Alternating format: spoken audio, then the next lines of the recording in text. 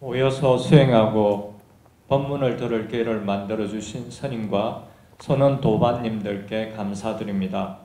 최근 생명 유지를 위해 반복되는 일상생활과 소소한 여가생활 등을 지켜보면서 이렇게 쳇바퀴 돌듯이 살다가 죽음에 이르겠구나 하는 생각이 들었습니다.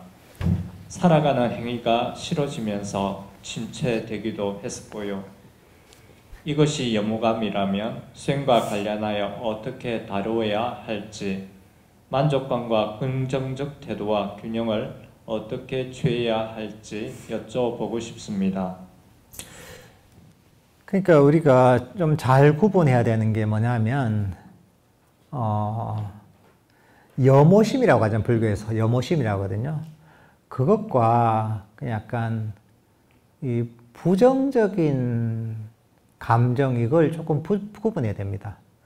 자꾸 보통 사람들이 밖에서 그냥 부정적으로 생각하기도 하다 보면 삶에 의욕도 안 나고 살기도 싫고 일하기도 싫고 뭐 밥 먹기도 싫고 세상이 다 안 좋아 보이고 이렇게 그 사람이 우울해진단 말이죠. 근데 염오심은 그거하고 다릅니다. 염오심은 놓아버리게 만들어서 오히려 우리 마음을 평화롭고 행복하게 만드는 게 염오심입니다. 그러니까 이제 우리는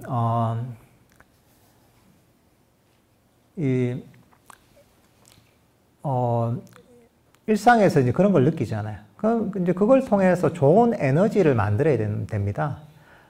아마 일상에서 쳇바퀴처럼 내가 살아가는 일상에서 이게 너무 내가 의미 없게 내가 시간을 낭비하는 것 같다 이런 생각이 들잖아요. 그러면서 이게 우리가 이렇게 살다가 죽으면 또 죽고 나면 또 업에 따라 다시 태어날 것이고, 이제 내가 죽기 전에 보면 이 마음을 잘 닦아서 내가 정말 이 괴로움에서 벗어나고 이 죽음도 대비해야 되겠다 이런 마음을 낼 수가 있잖아요. 이게 이 법을 잘 이해하고 공부를 하게 되면 그러면 이제 이 시간을 우리가 좀 더 보람있게, 의미있게 잘 활용할 수가 있는 거죠. 단순하게 현재에 대한 불만족이나 이런 마음만 일으키면 오히려 부정적인 삶이 더 강해집니다. 그러니까 우리가 악이라고 하잖아요, 이게. 이 수행의 장애 중에 감각적 욕망, 악이, 그 두 번째 나오는 게 악인데, 악은 뭐냐면 싫어하는 겁니다. 싫어하고 부정적인 생각을 가지는 게 악이에요. 그럼 뭐냐면 그건 괴로움의 원인이에요. 사실은 악의를 버려야 돼요, 우리는. 염오심하고 악의는 다릅니다. 염오심은 이게 해롭네, 안 좋네. 그러니까 나는 해로운 걸 내가 취하지 않으려고 여기서 이제 벗어나는 게 염오심이에요.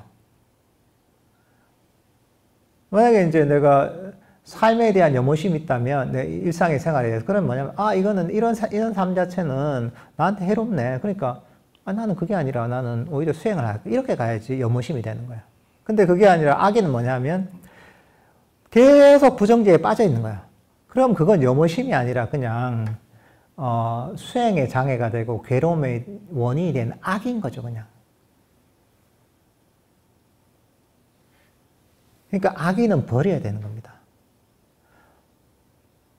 그러니까 사실 악의 대신에 악의를 버리려면 그 반대는 뭐냐면 만족감인 거예요. 악의 반대는 만족감이기도 하고 한편으로는 자애심이기도 합니다. 싫어하고 불만족을 가지는 게 아니라 만족하고 포용하는 마음을 가지는 게 보면 악의를 극복하는 방법입니다. 그러니까 그런 내가 삶에 대한 불만족과 싫어함도 장애라는 걸 인식을 해야 됩니다. 그래, 나는 이게 나 스스로를 괴롭히는 장애네? 하고서 이걸 오히려 삶에 대한 뭔가 삶에서 좋은 점을 보려고 하는 만족감을 자꾸 일으켜야 됩니다. 근데 그렇게 사실 마음을 훈련시켜야 됩니다. 수행을 할 때도 보면 수행할 때 가장 중요한 부분이 뭐냐면 만족감을 개발하는 겁니다. 수행의 가장 큰 장애가 뭐냐? 만족하지 못하는 겁니다. 만족하지 못해서 끊임없이 수행에서 문제점과 결점을 찾는 것. 이게 문제예요. 왜 그러냐? 일상에서도 문제점과 항상 결점을 찾기 때문에 수행할 때도 똑같이 하는 겁니다. 우리 삶에서도 보면 부정적인 걸 찾으려면 끝이 없죠. TV 뉴스가 대표적이죠.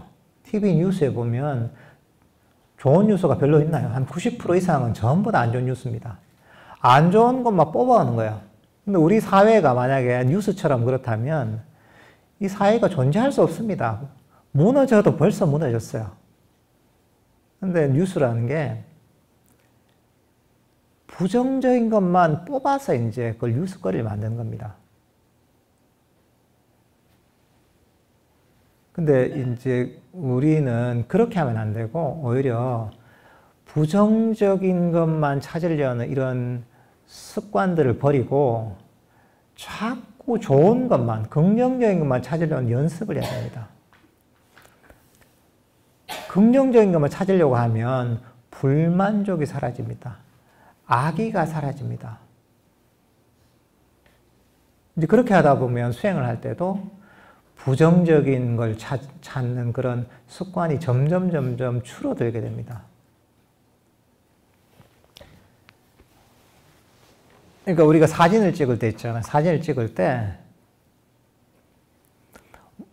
어떻습니까? 모든 것을 다 찍을 수는 없습니다. 딱 프레임에 뭔가 예쁜 것, 아름다운 것을 그 프레임에 딱 넣습니다. 그러면 그렇게 사진을 프레임 안에 아름다운 것만 딱 넣어서 찍으면 그 사진이 아름답게 보입니다.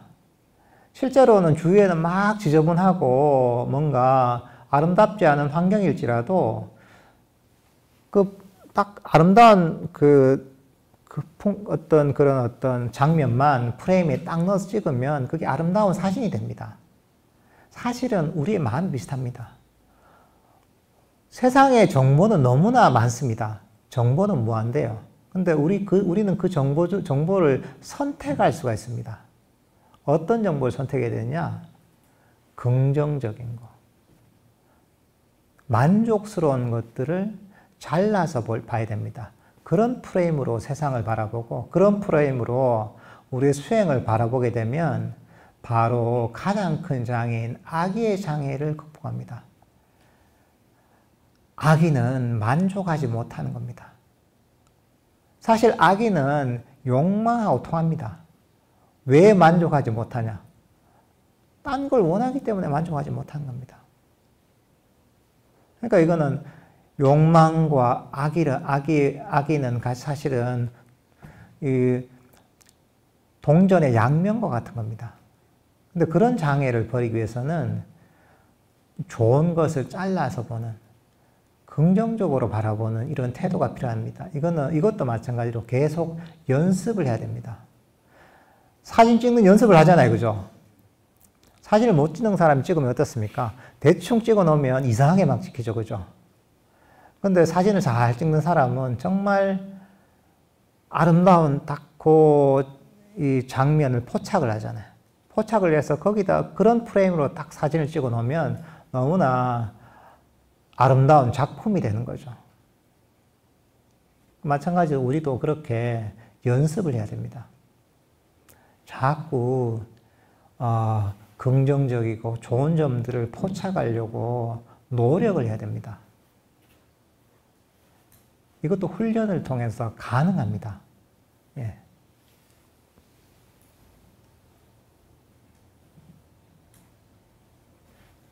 서산대사께서 말씀하신 80년 전 것이야 80년 후 아시거 80년 전에는 그대가 나이더니 80년 후에는 내가 그대로구나 라고 말씀하신 깊은 뜻은 무엇인가요? 누가 얘기했다고요? 이게? 서산대사. 서산대사. 글쎄 내가 그 무슨 얘기인지 잘 모르겠는데요. 우리가 선이 전문이 아니라서 사실은 이거 선불교라는 것도 나름대로 전통이 있고 의미가 있습니다. 그래서 아까 얘기했던 어떤 그 선 본문이나 선의 개송들이 많이 전해져 내려오고 있죠. 근데 사실은 이게 선의 가르침하고 원래 정통적인 불교의 가르침은 뭐랄까 이제 색깔이 조금 많이 다릅니다. 보통 선에서는 이런 선문답을 하고 또 거기에 뭐 대답을 하는 것, 그걸 대답을 제대로 하고 이해하는 것이 되게 중요하게 여겨집니다. 근데 사실은 불교 정통에서는 사실은 전혀 그런 전통이 있지는 않습니다. 아까 얘기했다시피 불교 전통에서는 바로 이 괴로움의 소멸이 목적입니다. 실질적인 괴로움의 소멸이 목적입니다. 사실은 이 선불교로 내려오면서 이 불교의 색깔이 많이 바뀌었습니다. 이 선불교라는 것 자체도 사실은 인도에서부터 원래 부처님 당시부터 있었던 그 가르침이 아니라 중국에서 새롭게 만들어진 가르침입니다. 달마대사부터 시작하는 선불교도 중국에서 만들어졌고, 우리가 흔히 접하는 우리나라에서 이제 주류 수행이죠. 가나선이라는 것은 한참 뒤에 생겼습니다. 예를 들면 뭐 선불교 전통에서도 뭐 달마대사, 해가대사, 쭉 육조 해능대사 있잖아요. 그때까지만 해도 가나선이 없었습니다. 가나선은 뭐 당송 이 정도에 만들어졌거든요, 이게. 근데 어쨌든 이 가르침 자체가 많이 다릅니다. 이 불교의 정통의 가르침은 바로 이 괴로움의 소멸이 유일한 목적입니다. 그러니까 이 철학적이거나 이런 내용이 아닙니다. 아주 실용적이고 실질적인 가르침입니다. 근데 후대로 내려오면서 불교가 굉장히 철학화되는 경향을 보입니다. 예를 들면은 뭐 선불교에서도 보면 무슨 참나를 찾는다, 영원한 나를 찾는다, 뭐 이런 식으로 보면 불교의 가르침이 변질되는 경우도 많이 있습니다. 그러니까 이 불교 역사가 오래되면서 당연히 이제 뭐 그 가르침이 변하기 마련이죠.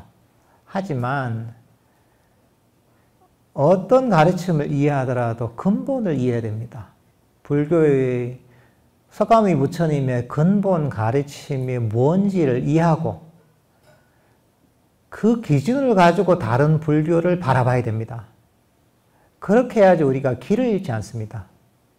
근데 만약에 부처님의 근본 가르침을 이해하지 못하고서 후대에 새롭게 만들어진 가르침을 이해하다 보면 혼란만이 생깁니다. 그 가르침들도 보면 후대 가르침들도 하나가 아닙니다. 수많은 종파들이 생겨났잖아요.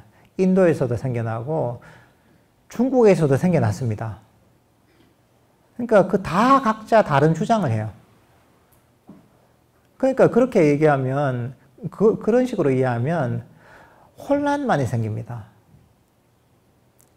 그러니까 이제 그렇게 해서는 아무리 공부해도 불교의 가르침을 제대로 정립할 수가 없습니다.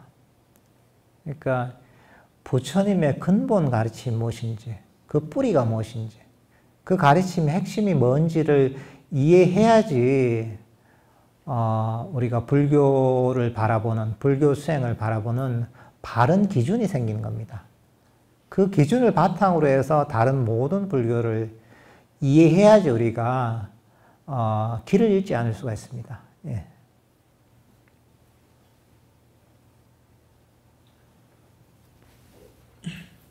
스님, 고향이 어디신지요? 유튜브 법문하실 때 소먹이던 일, 소주 끓이는 일, 방학 때 친구들이 대구 가서 영화 보고 와서 자랑하면 부러웠다는 말씀 등 제가 자랄 때 환경이랑 비슷한 듯 하여서 정감 가기도 하고 우습기도 합니다. 제가 이제 고향이 경북군인데 거기가 되게 시골이거든요. 근데 제가 얘기를 하다 보면 제 생활이 보면 저보다 한 세대 위에 분들이 경험했던 걸 내가 경험했더라고요. 그게 아주 벽촌이라서 그런 것 같아요, 이게. 벽촌이라서 그런데, 근데 뭐 지금 그 생각을 해보면 그 되게 좋은 경험이었던 것 같아요. 아주 정말 시골에 자연과 더불어서 어린 시절을 보냈던 게 너무 정서적으로도 좋았다는 생각을 갖고 있습니다.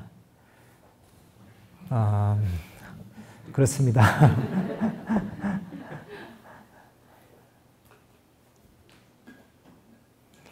예, 또 이제 질문지에 있는 질문은 다 한 것 같고요. 그 다음 또 질문을 하시면 됩니다. 편안하게 궁금한 게 있으면 질문하시면 됩니다. 예, 질문하시면 됩니다. 요 앞에. 예. 좀 전에 선에 대한 얘기 하셔가지고 제가 생각난 게 있어서 예, 질문 드리려고 하는데요. 그 금강경을 이제 몇십 년 동안 금강경 그 독송회가 있어서 거기서 공부하신 분이 계셨거든요. 저도 이제 했었는데 그 선하시는 스님을 뵈러 갔었는데 그 분한테 문제를 하나 내셨는데 문제를 이게 뭐 공안 같다거나 뭐 한 손으로 치는 손바닥에서 무슨 소리가 뭐 그런 이제 문제를 내셨는데 못 맞히니까 공부를 못했다, 수준이 낮다 이렇게 얘기하시는 걸 보고 너무 놀랐는데 그렇게 그 보니까 그 선하시는 분들은 화두를 풀고 그런 거에 대해서 이렇게 단정을 내리시는데 왜 그러면 그 연불도 굉장히 열심히 일념으로 하면 좀 그 또 경지가 또 있고 여러 가지가 다 수행 방법이 다 다른데 그 문제 하나 내셔가지고 수행을 제대로 못했다 이렇게 단정지어서 얘기하는 거 보고 너무 놀랐는데 그게 근거가 있는 거지.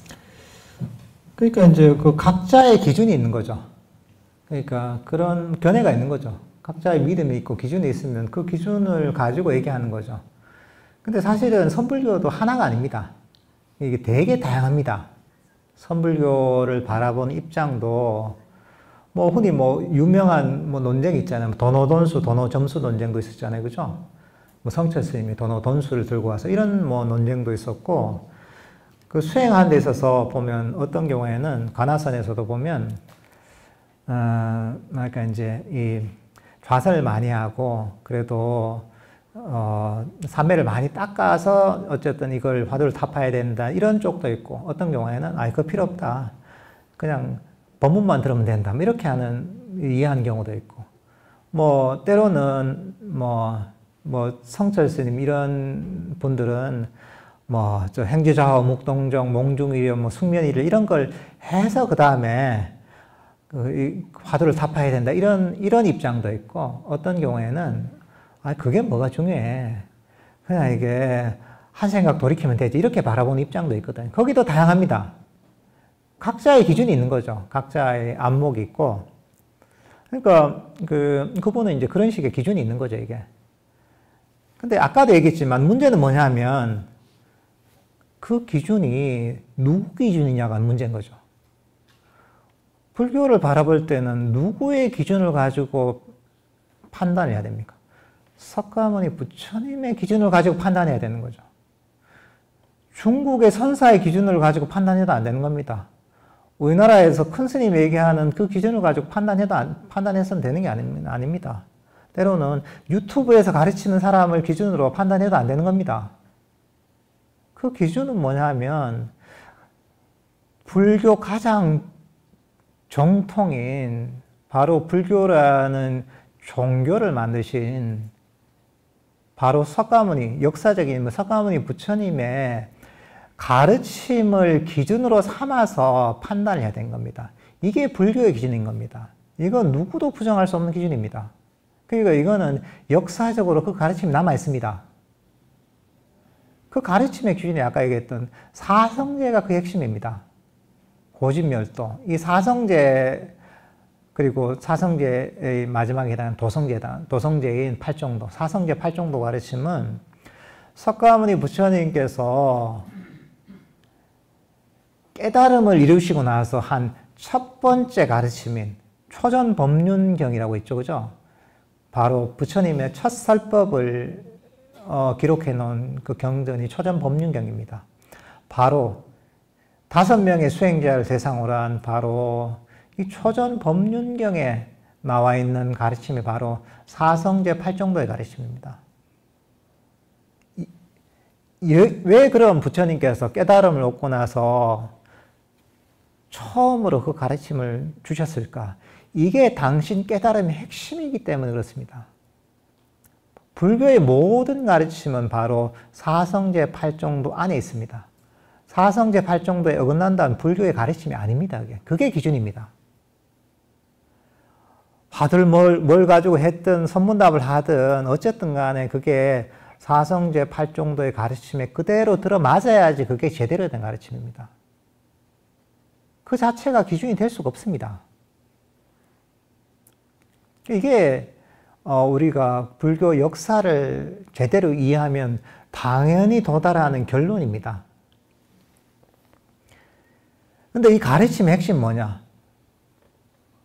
바로 아까도 얘기했지만 괴로움을 소멸시키는 게 부처님의 유일한 목적입니다. 불교의 가르침은 참나를 아는 것 아닙니다. 불교의 가르침은 이치를 깨닫는 것 아닙니다. 우주적 나를 찾는 것 아닙니다. 불교의 가르침은 세상에서 가장 위대한 존재가 되는 것 아닙니다. 불교의 유일한 목적은 괴로움의 소멸입니다. 부처님이 출가하시는 것도 괴로움을 소멸시키기 위해 출가하셨고 깨달음을 이루고 나서도 부처님께서 선하신 게 뭐냐면 괴로움을 완전히 뿌리 뽑았다고 하십니다. 그리고 그것을 위해서 그 가르침이 제시되어 있는 게 뭐냐면 바로 사성제의 가르침입니다. 어떻게 해서 괴로움이 일어나고 어떤 방법을 통해서 괴로움이 소멸될 수 있는지를 가르치는 게 바로 이 사성제의 가르침인 거죠.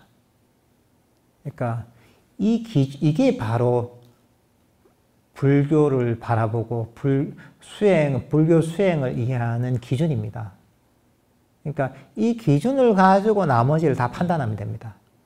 그게 선불교의 가르침이 됐든 연불선의 가르침이 됐든 절을 하는 절수행이 됐든 뭐가 됐든 바로 이 사성제 팔정도의 기준을 가지고 나머지 모든 불교와 나머지 모든 수행법들을 판단하면 됩니다. 만약에 그 수행법에서 그게 팔정도에 어느 정도 부합을 한다면 괜찮은 수행인 거고 만약에 그게 제대로 부합을 하지 않는다면 불교 수행하고 거리가 먼 거죠. 근데 많은 경우에는 기준이 없습니다, 이게. 지 멋대로요, 보면 이게. 왜? 부처님의 근본 가르침을 이해를 못 하는 거예요. 이해를 못 하니까 선문답을 해서 이거 이치를 좀 깨달아서 거기에 대해서 그걸 아는 걸 중요하게 여기고, 때로는 자기한테 뭔가 있는 또렷또렷한 의식을 알아차리는 것을 자기라고 여기고, 온갖 것들을 보면 이해하는 것들을 깨달음이라고 생각하고 이게 중요하다고 여기지만 사실은 그런 게 아닙니다. 바로 이 사성제 팔정도의 가르침을 기준으로 판단해야지 정확하게 그 수행을 이해할 수가 있습니다. 아까 선문답을 하는 거 그거는 보면 원래 불교 전통이 아닙니다. 그거는 제대로 된 불교 전통은 실질적인 괴로움의 소멸이 중요한 겁니다. 말을 잘하는 게 중요하지 않습니다. 불교에서는 말을 잘하는데 내 마음은 괴로워 이러면 무슨 소용이 있어요? 중요한 거는 실질적인 괴로움의 소멸이 중요한 겁니다. 그게 이제 바로 수행의 기준이 돼야 되는 겁니다.